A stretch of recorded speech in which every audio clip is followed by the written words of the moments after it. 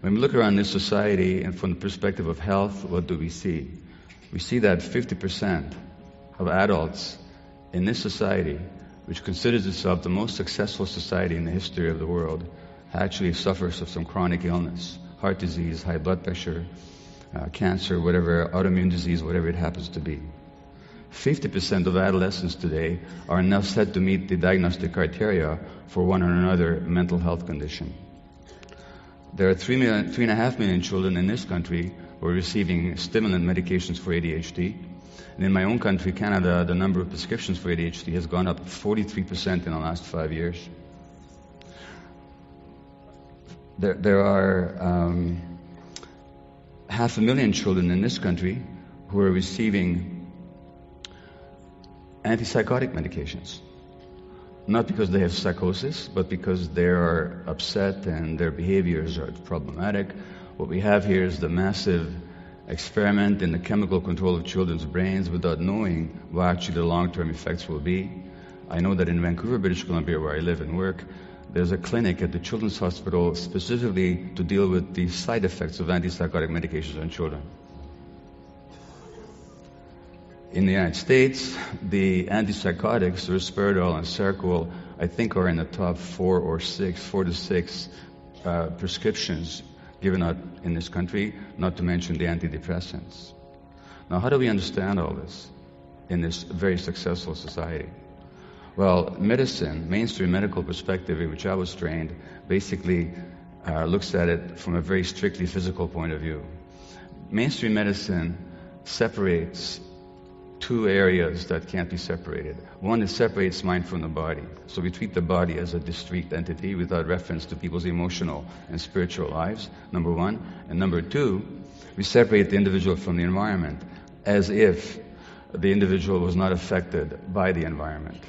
Now, I'll give you 3 examples of how that's simply not applicable.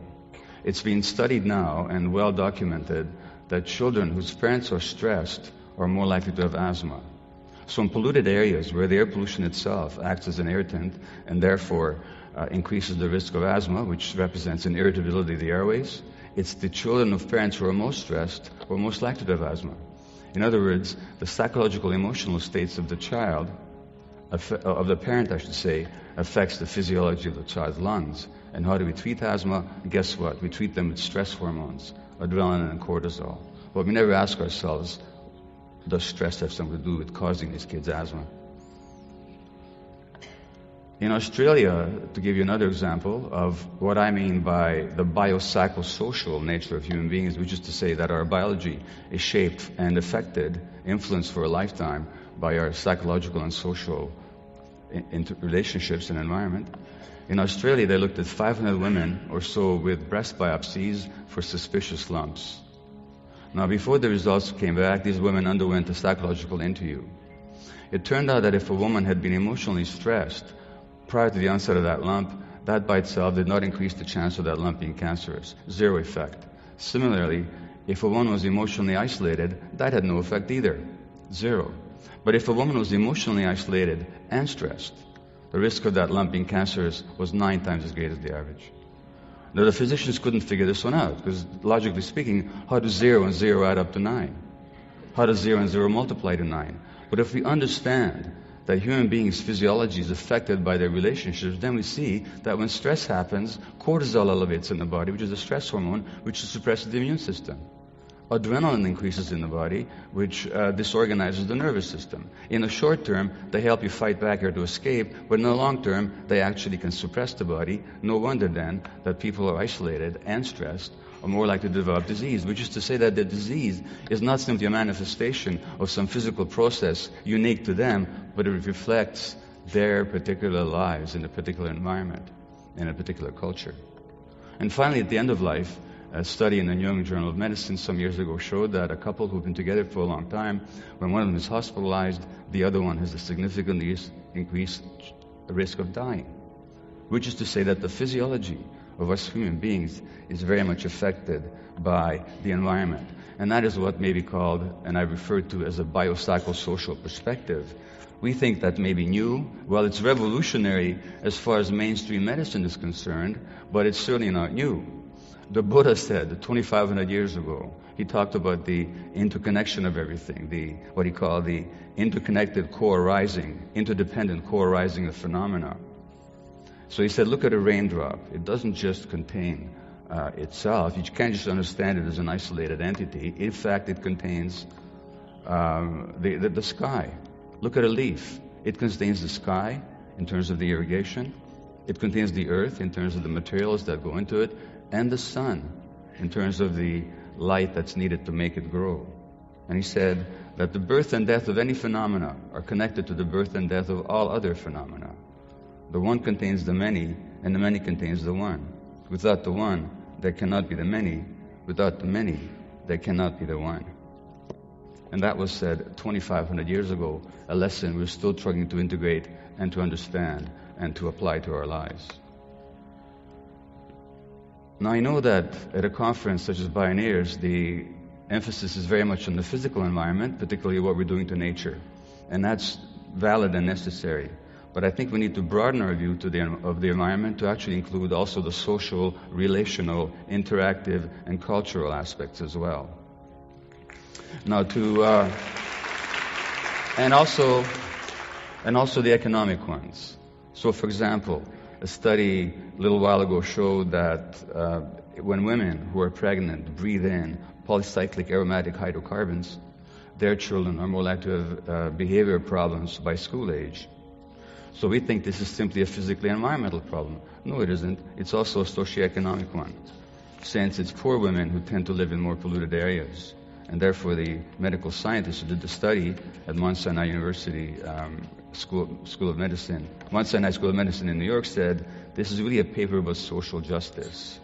Poor people have more exposure to these things on all accounts, whether bad air or psychosocial stress and other things. That's a societal problem, and the changes are not going to be on an individual level. They're going to be on the societal level.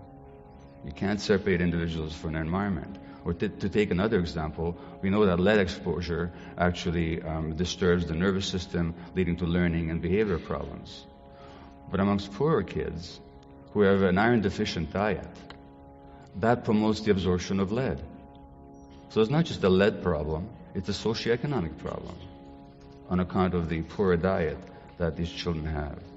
So when I talk about the toxic culture that a materialistic society offers its members, what am I referring to? Well, materialism is really a system of belief or behavior which considers material things, and particularly the control and possession of material things, as more important than human values such as connection, love, or spiritual values such as recognizing the unity of everything.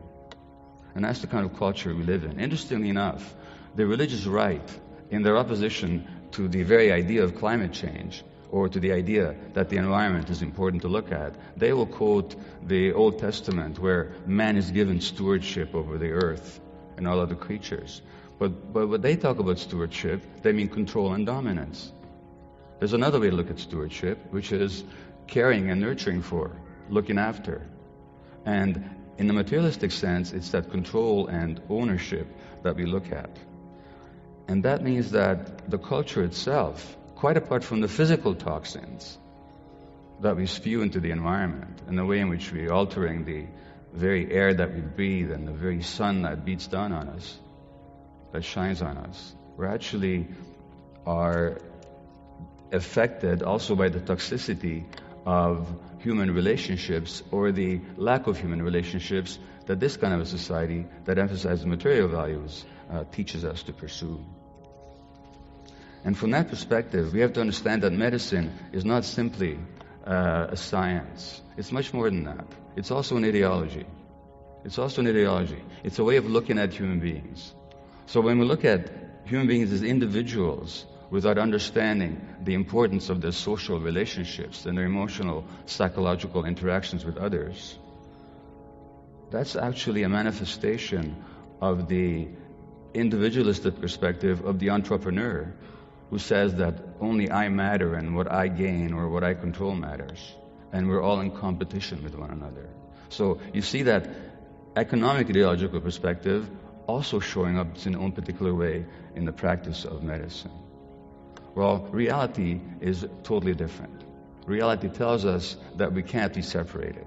And this begins already in pregnancy. In the 19th century, Karl Marx talked about alienation, which is a separation, being a stranger to something. And you're an alien to something. And Marx said there were four alienations in this culture. One is we're alienated from nature.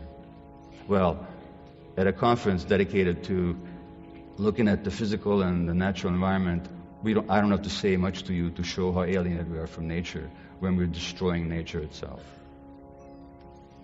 The second alienation is from other people. And that means we have less contact, we have less intimacy, we have less trust. We have less of a sense of relationship. And that, of course, as I've shown you, leads to increased propensity to illness, physical and mental.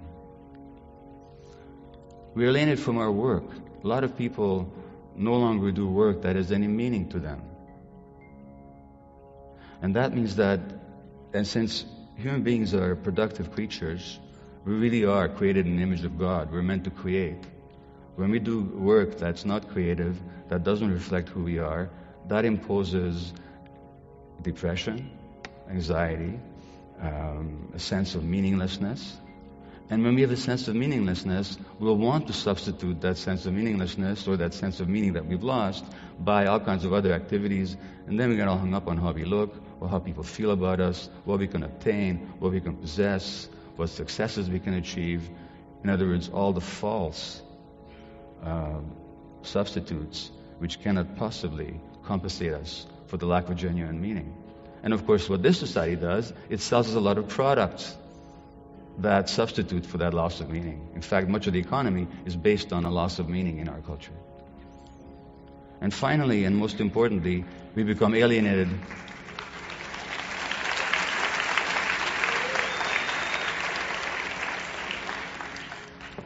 Finally, and most importantly, we become alienated from ourselves. Now, let me ask you a question here, and I'm going to ask for a show of hands. How many of you had the following experience? That you had a powerful gut feeling about something, you didn't pay attention to it, and you were sorry afterwards? Please put your hand up if you have it. Okay? I think the ayes have it. If I asked you the obverse question, as to how many people have had a powerful gut feeling, you ignored it, and you were glad about it afterwards, how many would not put your hand up? Well, I'm not sure. I'm seeing very few hands here. Well, that means to say, now you know what you're telling me? You're telling me that at some point in your childhood, you got separated from yourself. Because no infant is born without gut feelings. Infants are totally connected to their gut feelings. Have you ever met a 2-day-old who didn't know how to express their gut feelings? And that means that in this culture, something very powerful happens to alienate you from your true self, because the world couldn't stand who you really were. And your parents were too stressed themselves to honor and recognize who you really were. Just as a parent, I did that to my kids without meaning to. And then we become alienated from ourselves. We shut down our gut feelings. And our gut feelings are not luxuries, you know. They tell us what is right and what is wrong. They tell us what is dangerous and what is friendly. They tell us what is safe and what is dangerous. And they tell us what is true and what is false. So when we're alienated from our gut feelings, we no longer have a sense of reality, no longer have a sense of truth. Well, the good news is that human beings can regain their sense of connection to themselves, just as we can regain our sense of connection to our nature. And empathy, which is a genuine human quality, is in us. We're actually wired for empathy. Even rats are wired for empathy. When you stress rats in the laboratory by shocking their feet with electricity, they're more stressed watching other rats being shocked than when they're shocked themselves. Their stress hormone levels are higher. That's our nature as human beings. So contrary to the myth in our culture that we're separated, individual, aggressive, competitive creatures, we're actually wired for empathy, wired for connection, wired for love, wired for compassion. So really, to move forward, all we have to